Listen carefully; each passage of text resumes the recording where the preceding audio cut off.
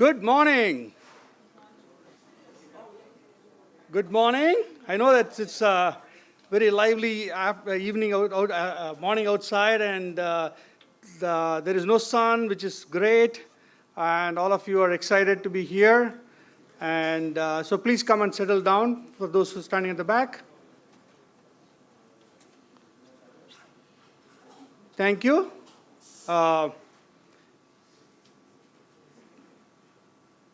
These days, when you turn the paper, one of the things that you always hear about is what is happening to the Indian economy. Be it in terms of the debt crisis issues, or whether it is around the NPAs, whether it is about all the new advancements in fintech. And then the last 1 month, we have been talking about the $5 trillion economy in India. So I don't think it's a buzzword. I think there is a vision there. It's a question of people talking for and against it, and looking at how do we take that concept forward. Welcome, everybody. My name is Ram Ramachandran. I'm a professor of practice and vice dean at the Jindal School of Banking and Finance. We have put together an excellent program with a lot of very seasoned individuals from the industry, from the government, as well as from the corporate sector, to come and address us and provide their views in terms of how we should take this economy forward, looking at the tribulations as well as the challenges, and addressing how to make the best out of it. So today's program is going to be focused on a few things. Number one, it's going to focus on focusing on the banking, the unbanked, providing financial inclusion to people around India. That's number one. Number two, we are going to be talking about how do we address the question of the debt crisis, and what is it that we need to do, and especially with related to banks, how do we address that? We are going to be talking about all the changes that is happening in the fintech world, and whether we have the right regulations and policies and to address, from a legal standpoint, to address those new era of emerging technologies. And so we'll be talking about that. And then finally, we'll be closing it out with creating a sustainable economic growth in India. So we have a power-packed program for the day. And so without further ado, I'd like to invite Professor Ashish Bharadwaj, the Dean of Jindal School of Banking, to the stage, along with, please, come on. Professor C. Rajkumar, the founding Vice Chancellor of Jindal Global University.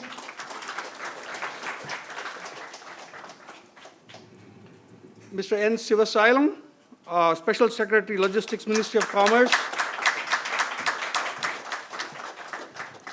And Professor Rajiv Malhotra, Professor, Jindal School of Government and Public Policy, and also the Executive Director, Center for Development Finance. Thank you.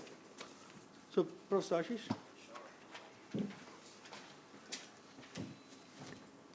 Thanks, Ram. Very good morning to all of you. It's an absolute pleasure to welcome all of you at the inaugural edition of Global Finance Conclave. Jindal Global University and Jindal School of Banking and Finance are delighted to welcome all of you. This is the first edition of the Conclave, and we've curated an excellent list of sessions in this theme. I thank my colleague, Professor Ram Ramachandran, our Vice Chancellor, Professor Rajkumar, our distinguished speakers for this inaugural session, Mr. Sivasailam, and of course, Professor Rajiv Malhotra. I was just speaking with Mr. Sivasailam. We met 1 year ago in the same place when he was with the Department of Telecom. And the context was he was chairing a very interesting panel discussion on national digital communication policy. And you also inaugurated and launched the book, if you remember, which is doing very well. And in a very interesting conversation, he told us that the reality of in-flight internet connectivity in India is sooner than expected. Of course, he moved to another department which was established, which is the youngest department, I believe, in the ministry. And he's in charge of that. It's logistics under Ministry of Commerce and Industry, and we are still waiting for in-flight connectivity, sir. No, it's on. It's on? The maritime part was inaugurated, The there are 5 service providers, and it was inaugurated by Ravi Shankar Prasad 2 days ago. Oh, I see. So that's a terrific achievement. Thank God we had the conference today and not 4 days ago. Yeah. So we, as my colleague and friend Ram was saying, we have 48 speakers who are going to be talking about all kinds of issues related to Indian economy, banking, and the financial system over 10 different sessions today and tomorrow. I want to just talk about something very briefly, that if our goal is to reach the $5 trillion level, then we have to understand what it means. We are going to go past France, Germany, the United Kingdom, and Japan. Now, you don't have to go to London, Paris, Berlin, or Tokyo to realize that there is still a lot of ground to cover, even if we reach these incredible goal. And there are going to be a lot of challenges. Now, these challenges include, again, as Ram was saying, taking the underprivileged and the unbanked with us in this journey. It includes making sense of these new disruptive technologies. It includes fixing our financial system, taking care of non-performing assets. It includes all kinds of issues. And this is exactly what we have planned across all these 10 sessions today and tomorrow. We're going to be discussing a lot. And to be honest with you, the issues that we are going to discuss around the economy and trade and tax and financial system, debt crisis, fiscal, all of these things, I studied it when I was an economics student. That was many years ago. And I'm sure a lot of distinguished people here who've studied economics in the past also studied these topics. In fact, when we wrote our economics exams, which is what you will write very soon, or you must have written in the last few months, the questions were the same. Where is the economy headed? What do we do about the deficit? What do we do about balance of payments? The questions do not change. The questions remain the same. The answers evolve and change over a period of time. So our objective is to understand if we can have different answers to the question, why do we need a $5 trillion economy? When will we get to that mark? And how will we get to that mark? With that, I'll stop and I'll invite Professor Rajkumar to please address the crowd.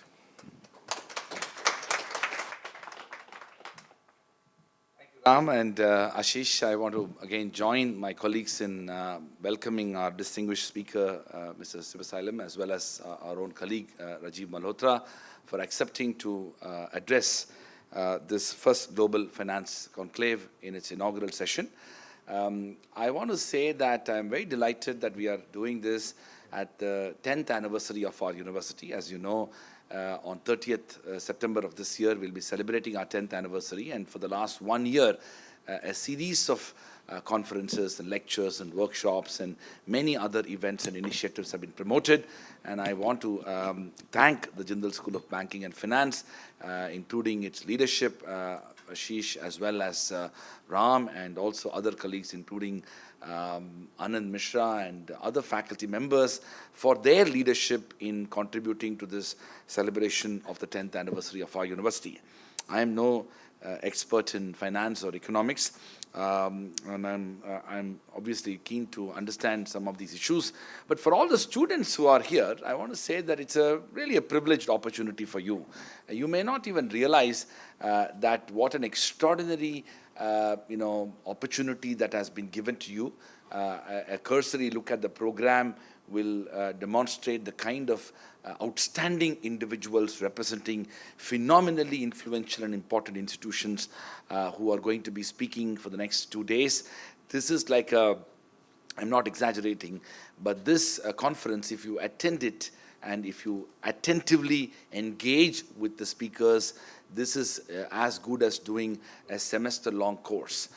Even a semester-long course will not help you to have the kind of learnings, the diversity of speakers, and the kind of perspectives that are going to be brought into bear during the next 2 days of discussions. So without speaking about the $5 trillion economy, I want to talk to you very briefly about 3 things. One is about the fact that the concept of goals and aspirations. So what the Prime Minister has set is what we will call as setting some goals and aspirations for the country. All of us in our own lives and in our own institutions, in our own organizations, in our own companies, corporations, business enterprises, pretty much even at home, and even in your own life as a student, it's important for you to set goals and aspirations. And that's exactly what the Prime Minister has done, which is to build a $5 trillion economy.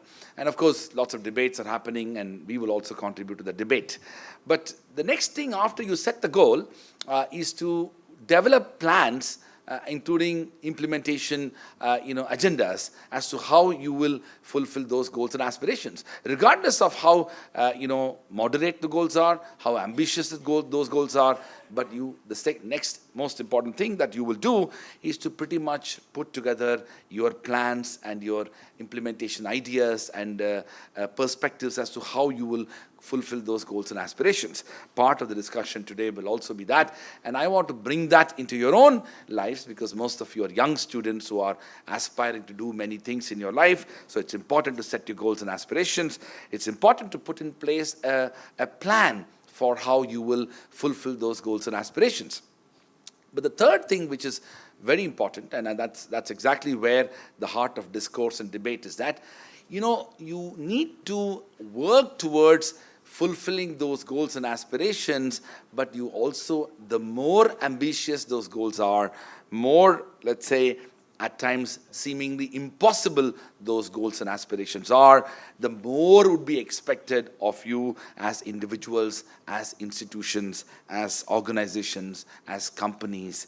In the heart of the problem that we are facing today is that, is there a connect between the goals and aspirations that have been set and what needs to be done to fulfill those objectives? There are people who argue that there is a disconnect between the goals and aspirations on the one hand and what we are trying to do in our country today. Clearly speaking, when it comes to the sentiments of foreign investors as well as domestic investment in India, there is a lot of skepticism surrounding the role of business sector in general. And arguably, this distrust has resulted in a significant lack of excitement surrounding the need and role of the private sector in contributing to the development of the economy.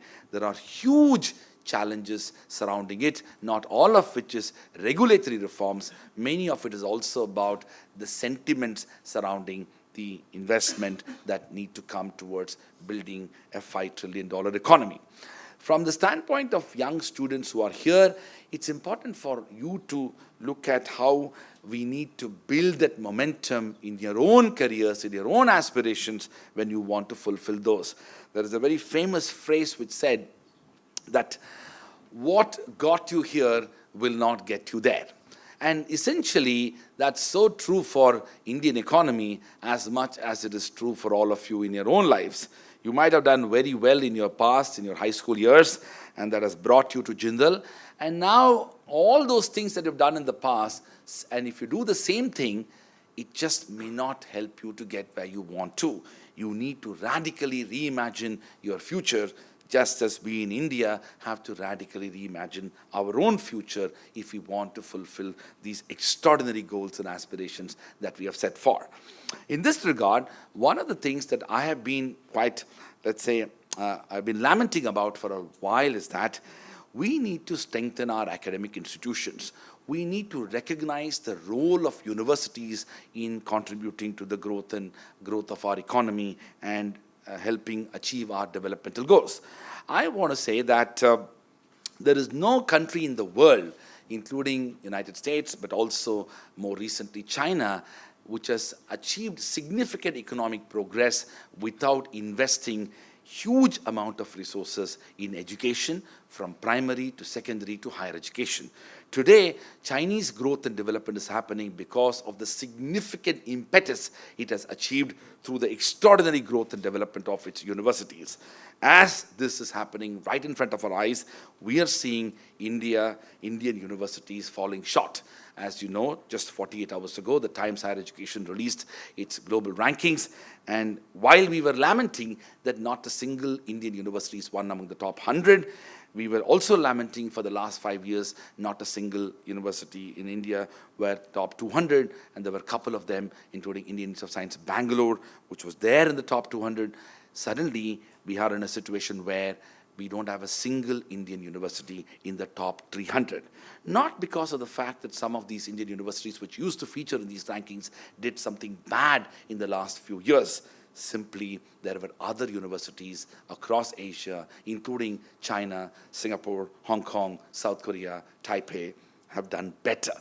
So a radical reimagination of our knowledge system, our knowledge infrastructure, including our universities, I believe is the heartbed of the future of building a $5 trillion economy. We simply cannot focus on building a smart city or a startup culture, or even creating a strong manufacturing sector, let alone a strong services sector, without having the kind of individuals who are going to be graduating from our universities who can focus on building that $5 trillion economy.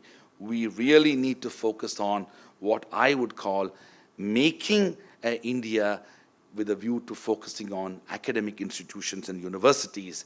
It's far more important to make that India which will enable our universities to play a strong and substantive role in the development of a $5 trillion economy.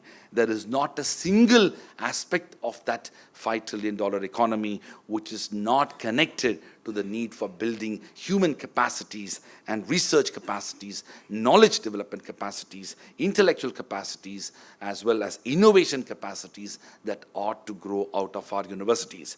When you have 850 million people in India who are less than 35 years of age, when you have the demographic situation emerging across Asia, and most of the Asian countries, including Singapore as well as Hong Kong and China and Japan, will become older, India will be younger and will be younger for a longer time. That's the students of Jindal and students across India, and we need to focus on what's going to be their role in this effort. The kind of joblessness that we are seeing today, and the kind of helplessness that is being reflected, and the kind of callous indifference in relation to promoting institutional growth and universities is symptomatic of a larger problem that we are facing in India, and we need to address that. So with those words, I want to extend a warm welcome to all our distinguished speakers who have taken time from their precious and valuable schedule. I want to thank my colleagues who have put together this conference, and I also want to thank all the students who braved waking up early and coming from Sonipat. You've already done the first thing, which is to have this goal and aspirations for your own future, and now let's begin to see how we can achieve those goals. Thank you.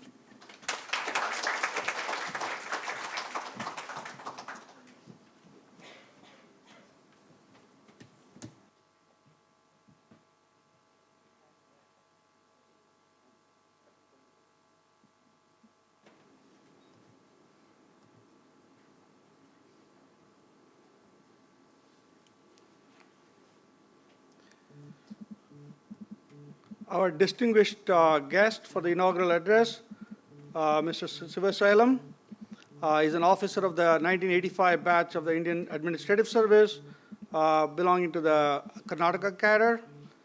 He graduated in mechanical engineering from Delhi College of Engineering, University of Delhi. He did his master's MBA from the Faculty of Management Studies, and then master's in social policy and planning from the London School of Economics as well. Right. Prior to the assignment that he currently holds as the as the Special Secretary in Logistics in the Department of Commerce and Industry, he was served as Additional Chief Secretary in the Department of Public Enterprises, Government of Karnataka. He has served in the Departments of Health and Family Welfare and Medical Education, Forest, Ecology and Environment, and Departments of the Government of Karnataka as Principal Secretary. So clearly he knows a lot about policy making. He knows a lot about execution and implementation of those policies as well. Right? He has served the Bangalore Metro Rail Corporation, the Karnataka State Beverages Corporation, Rajiv Gandhi Rural Housing as Managing Director in earlier stints in the cadre. So he has had a very wide and deep knowledge of the workings of people in rural sector as well as in the urban sector and how to bridge that gap as well.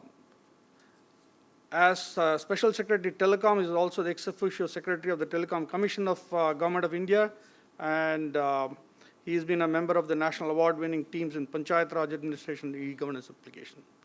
So please welcome with a huge round of applause Mr. Sivasailam, our inaugural speaker.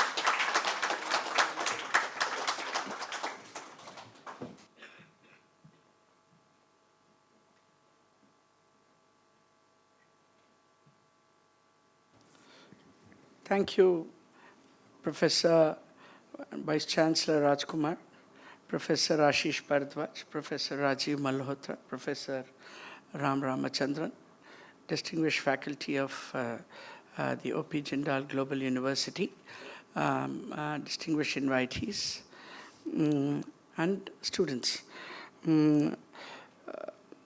Thanks a lot for inviting me to this first Global Finance Conclave, and congratulations to the university and all of you on your 10th anniversary. I'm sure the passage of time and development of huge learnings in this university, it will soon achieve 100 years, and I hope.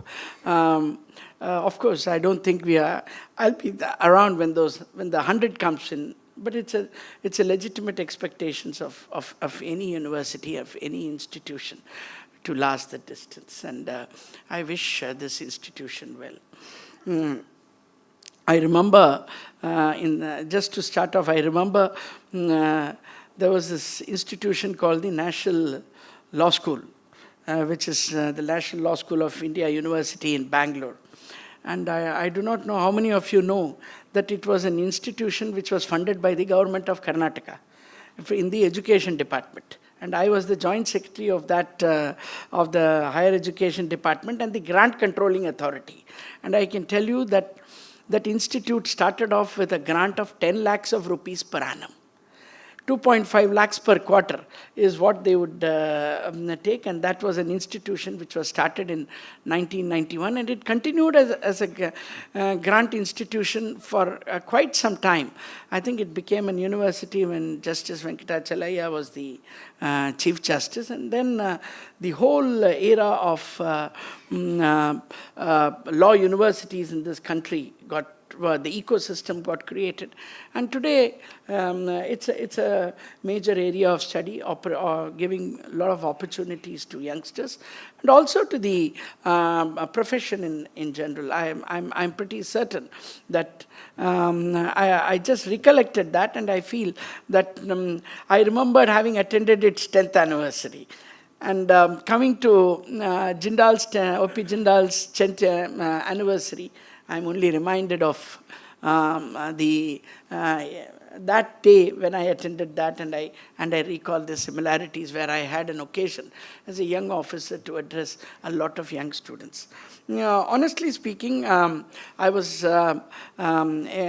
I thought I will have a mixed audience, but since this is an audience, and I came prepared for that audience to largely on issues relating to finance and governance. But since this containing large number of students, I'll change the way I present things and concentrate on those aspects which will make sense to you and your learnings. Certain issues of governance and politics may be too esoteric for you, and it may largely lead to a debate without much of a conclusion. So pardon me if I'm not following the text which I had prepared over the week, and provide you something which on the subject, but which is of much more topical interest, and on which a certain amount of work at your level is also possible. I would like to start off in my address. I like to try to navigate the area of logistics, which is a new subject as far as this country is concerned. And why not? I mean, there are large gains to be had in addressing the issue of logistics, because logistics as a subject is multidisciplinary. And once we look at the whole gamut of logistics, we come into certain areas which makes a lot of sense. I'll just start off with suggesting as to why the subject of logistics actually became important, and why we as a nation decided that we require to have a special focus. Of course, it has got relevance to the $5 trillion economy. The reason is, if you have to do that $5 trillion economy, the first thing is that you should be able to produce goods and services, if I have to speak the economic language, and be able to access people who would be able to buy those, offer those, participate in the production of those, or even consume those. So access is a very, very important subject when you want to achieve anything. Logistics, as both as an infrastructure and a subject, is particularly important as far as access is concerned. Where a particular service, let's say, you have to access a particular service or a particular facility, and that service or the facility is not available. What is the cost opportunity cost which you would attribute to it? It's infinity, because you want it and it's not there. But take it the flip side. What happens if that infrastructure exists, the good or the service exists, and the person there is expecting you, and you say no, and you hold back accessing those good or a service? What's the opportunity cost of that? It's zero. So the binary of 0 and 1 is a very important concept in logistics, or for that matter, any core infrastructure facility to understand. And that's the reason why you find that infrastructure and as a supply and demand need to go together. I mean, that has a whole lot of implications for businesses. It has got a whole implications for governance, which I will come to you. I'll address a little later in specific relation to particular infrastructure facilities. Now, having said that, we are looking at let me switch tack and look at the aggregate of the $5 trillion economy. Today, our logistics cost is roughly about 216 million or about, and expected. And our economy is 2.3 trillion is the way I would like to look at it. We are wanting to reach a 5 trillion economy. How many countries are there with 5 trillion economies? Any guesses? 2 or 3? Not you. Let me look at the students. How many of them, how many countries in the world have a 5 trillion economy? Just guess, you can be wrong. Some answer. 2, and well, you can say 2. So I would even take a guess of 3. It's fine. Japan is very close to it, 4.98. So you can give them the benefit of the doubt on a monthly basis and say, okay, we are actually talking about US, China, and Japan are the only 3. Japan 4.98 as per results 2019, last results coming in, but very close, 4.98 trillion, you round it off, you're in 5 trillion. But yes, the next 4 countries, Germany 3.6, UK, France around 2.5, India around 2.3, and that's the way it squares up. And India is the only aspirant to go to 5 trillion. I mean, you don't have France aspiring to be a 5 trillion economy. You don't have Germany aspiring to be a 5 trillion economy. But it's don't have, definitely not Britain aspiring to be one, but India aspires to be one. Whether it is 4, 5, 6 today, it doesn't really matter. But the aspiration is what is important. And if you want to have, my proposition to you is, if you want to look at the 5 trillion economy, I mean, taking off from what Professor Rajkumar said, I mean, what got you here will not get you there. That's the way to look at it. I mean, what enabled you to get to a 2.3 trillion economy is not sufficient to take you to the 5 trillion economy. You require a whole lot of new things, particularly new institutions. And that's the focus of my talk to you today. It's not the existing institutions or the way existing institutions are structured which is going to take you to the 5 trillion economy. In describing the nature of those institutions, I might say that I may not be because you can say that these are all in the realm of the future, and the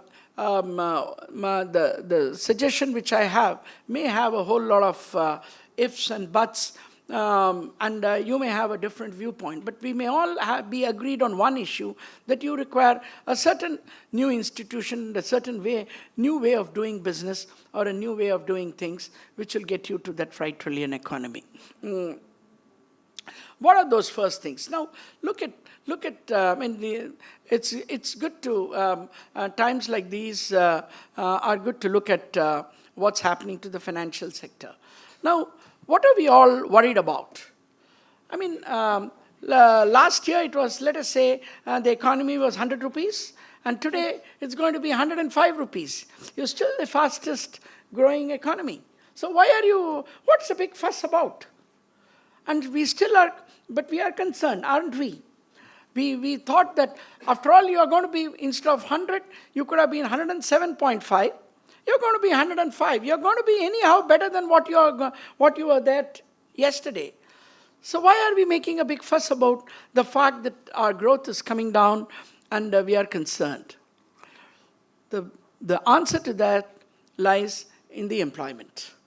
It is the employment scenario with which the whole economic logic these days relate to the employment scenario. We are all concerned about the opportunities lost.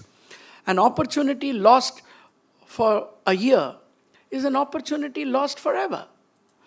To 1% of GDP roughly creates a 1.5 million direct jobs. So if you are going down 2.5%, you have burnt 2.25 million jobs per year. Just imagine, and those are going to be permanent jobs. So a slowdown in a year has made you lose 2.25 million jobs. You're going to create it again. Those jobs are lost forever. And that's what we are, because we are talking about a growing economy. Next year when you grow another 5%, the people who have got their jobs are going to retain it. Economy as a whole, I'm not looking at individual job losses in particular sectors of the economy. I'm looking at economy as a whole. And that's the most important thing. People are concerned that we have lost 2.25 million jobs. Are we in a position, with a country like us, with an aspirational population like us, are we in a position to sacrifice 2.25 million jobs per annum? And that's the whole hullabaloo is all about loss of 2.25 million jobs. 2.5% down, you're losing that. And that's where, this was not the way by which we assess things, say 25 years ago when I joined service, or when I was looking at economy or heard economic discourses. So the key element is, are we riding a tiger? And we cannot dismount. And that's the way it appears to me. We are riding a tiger from which we cannot afford to dismount. If you have achieved a 6% rate of growth, we need to maintain it. If you have achieved a 6.5% rate of growth, we achieve it. Because once we go down to that extent, the additional jobs which our markets, what you call the democratic dividend, is creating, we do not provide them opportunities. So yes, I would say that we are riding a tiger from which we shall not dismount. And that's the future. That is where the future is likely to be.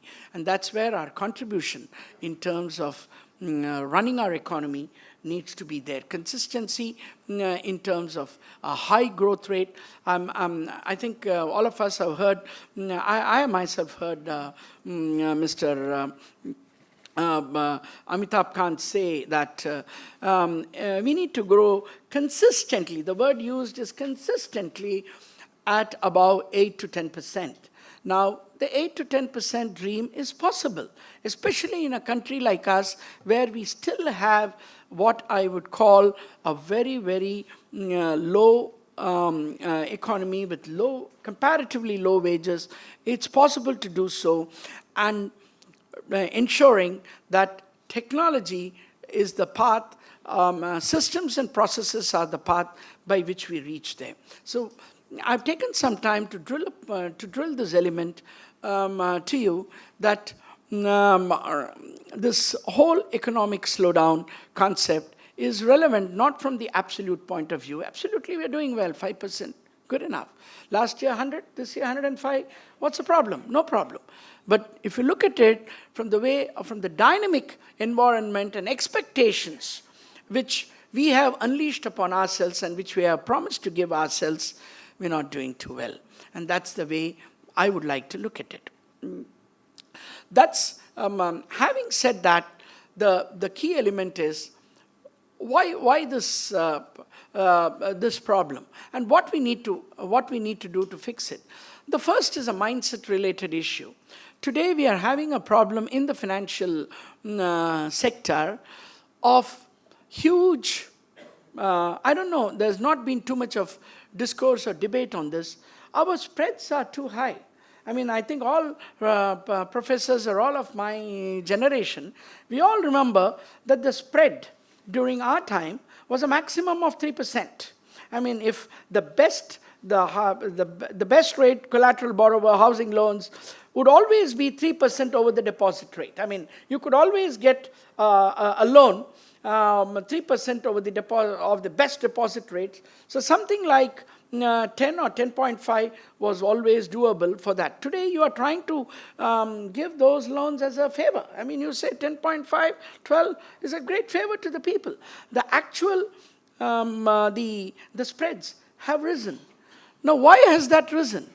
That's because of a way we have structured, in my view, the way we have structured our political economy system. Today, your write-offs are paid by subsequent borrowers. So I mean, and the only way to do that is to increase the spread. The crisis came as long as the spread was between 5 to 7%. So when you talked about something like 16% rate of interest, there were people who were there, okay, short-term loans, banks are lending short-term, I could borrow. So working capital loans was still a possibility. People wouldn't mind a 16% working capital loan. They would increase the velocity and then reduce. They would do better. They would try to do more efficient businesses, roll over the capital and try to reduce the cost of the borrowing indirectly by their own efficiencies. But once it became beyond 16%, I mean, people stopped. Even working capital loans became out of reach. And banks are flush with money. Now, what are the banks? The banks are lending to government, not to people. So, and government has got a finite borrowing. So once the borrowing with the government got saturated, the banks are telling nobody is taking money, therefore we'll give you a lower deposit rate. Now in India, that's suicidal in a political economy. Because there is a limit to which the deposits can go down. Because the whole lot of elderly people still depend on bank deposits for their savings are still in bank deposits. And bank deposits technically should go down to 4 to 5%. It cannot go down below 7. I mean, if you put 6.5, the chairman I know will be under pressure by the board. So that's the way it is. So you have a squeeze on both sides now. You cannot lower deposit rates. There's no money. The interest rates for borrowings are going up. No takers. So you're having a new type of thing that you require a source of funds for working capital. I mean, it was unheard of in this country, or for that matter, any banking system. So you're having a new crisis in terms of how are the banks to do business.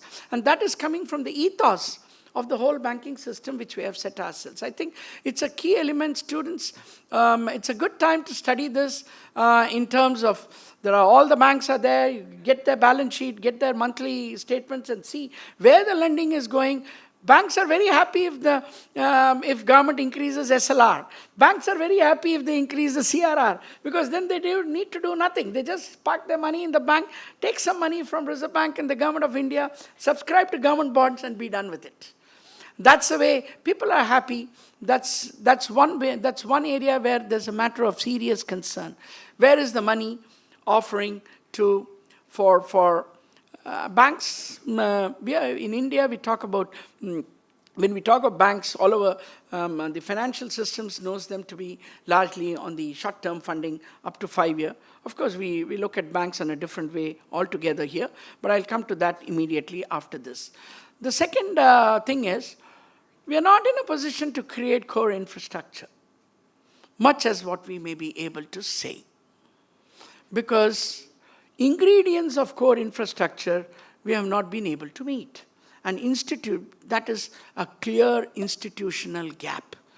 Is the banks in a position to fund a 30-year, 50-year loan? If you want to put up a shipyard, you need a 50-year loan, 40-year loan. You want to buy a ship, nothing less than 35 years. No ship pays back in 35 years. And you don't have monies within the country to raise for core infrastructure, whether it is ports, whether it is airports, whether it is aircrafts. Even if it is on leasing, you need to have long-term capabilities. We don't have an institutional framework. We are asking the banks to fund it. How can the banks ever fund except their core deposit base? And the core deposit base, which keeps rotating, will be limited. I mean, all banks have actually over-leveraged on their base, and there is no money left. And there is no way by which the credit deposit mismatch can be met for infrastructure funding. So we are expecting, in our country, we expect banks to fund infrastructure. And banks are not the institutions which can fund. We talk of IIFCL. IIFCL funds 20%. 80% comes from the commercial banks. So who dictates? Commercial banks or IIFCL? It has to be the commercial banks. It is the ecosystem of the commercial banks which gets reflected in infrastructure funding. And there is no way out of this impasse except to create long-term funding sources through institutional development. The fact that at the right point in time we lost IDBI, we lost ICICI, we lost IFCI is a matter for, I think, getting them back in a new avatar. Certainly not to say that they did a wonderful job. They didn't, but they operated in a different economy system as well. Maybe if they had functioned in a new system, they would have done better. But it's not necessary that we should dwell on that. The fact remains that we need to create long-term economic institutions. And it's a key element for achieving this trillion-dollar economy, because we need to have long-term financing sources, whether it is the private sector or whether it is the public sector. Even if it is a private sector, a large amount of money, 70% has to come from a loan. Even if the government were to put in the money, they're going to put in 30% from the budget. But the 70% of it needs to come from financial institution, which is also public money. Therefore, infrastructure is largely a method of public financing, and we need to be sensitive to get the institutions right. Failing which, I don't think we might be talking about a lot of capabilities, but time will overtake us. Having given you a flavor of the financial structure, let me get into my own infrastructure area. I'll give you some flavor, which I thought will be of some interest to you. A $5 trillion economy needs to have something which it can say as it's offering to the world. When you are talking of that economy, the first thing which comes to mind is maritime. We don't have any maritime economy worth the name. The number, we rank almost, we bring up the bottom 20 in terms of the number of bottoms which we have. To give you an example, we are one of the world's largest importers of oil, no doubt about it. But only 25% of our oil travels in Indian bottoms. So when we import oil, we import maritime services as well. And that's a matter of great concern. A nation which is aspiring to be a $5 trillion economy needs to have ability to control its maritime areas. I mean, unless and until you control the sea lanes, you're not in business. So maritime economy, we had big institutions at the turn of independence, which we don't have today. And it's time we address that issue. Second, air industry. We are one of the largest buyers of airplanes in the world. And our aircraft, forget the downturn, we still are growing 12 to 13% year on year. But we are having a situation by which we are finding it difficult to make our own airplanes. So we spend a lot. Spend a lot on this. We don't have aircraft. MRO is an area where we need to strike, because these are all areas which builds the Indian muscle, and that is a matter which we need to look at very, very seriously while we create this $1 trillion economy. One thing which has received importance is the area of defense procurement, which consumes a sizable proportion of our thing. And we almost, my information, I don't think I'm revealing a national secret, almost 90% of our defense expenditure, apart from the ones which is on maintenance, is purchased.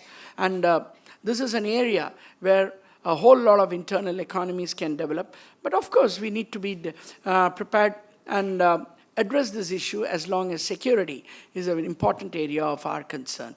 And I will leave you with one more thought before I close this, and that's an understanding of what logistics costs is all about, and how logistics costs can play a very important role. Today, we have a logistics cost, which is almost about 13 to 14% of the GDP. Now, students of economics should always tell me, well, logistics sector should grow, so what should happen? Contribution of logistics to GDP should increase. So logistics cost should actually go up. The fallacy lies there. When we talk about logistics as a contribution to GDP, it's a contribution of the logistics sector, it's not the logistics costs. The sector contributes this much, and a large portion of that is costs. So therefore, the aim should be to reduce it so that $1 spent on logistics is able to creates more than $1 of the economy. Today, the way to look at it is 87% of GDP is created by 13% of the logistics contribution. Several countries with whom we compare, 91% of their GDP is created by 9% of the economy. And that's the way to look at it. So we need to have a system by which logistics costs as a contribution to logistics as a contribution to GDP should go down, so that, which means that every dollar spent on logistics from here and after should be able to travel more on the rest of the GDPs, drive more of the contribution in the rest of the GDP. And that's the way to look at it. I thought I can go on and on, never commit the mistake of giving your mic to a bureaucrat. Warning to my colleagues, but I thought I could share some of these 5 ideas which I thought are very topical and which we are working on to address as part of this $5 trillion economy. Thanks a lot for giving me this time and for your patient listening.